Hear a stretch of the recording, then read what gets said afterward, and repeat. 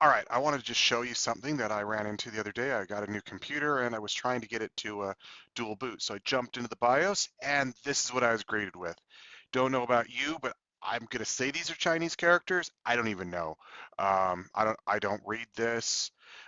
Many other languages, I have a chance of getting an idea what's going on, but when they're not written with any characters I can even recognize, there was nothing I could do. So I was wondering how to try to change the language, and I came across an awesome product. I took a screenshot with my phone, and then I loaded up Google Lens. Google Lens looks like this. You come in here, you go grab the image, and you just hit this little translate button, and boom, what was this? Flips over, it grabs that image, and it just writes over all of the characters you don't know and flips it to the language I can read. A little more close up, you can see just basically puts these little bubbles right over the language, and now I know where it was.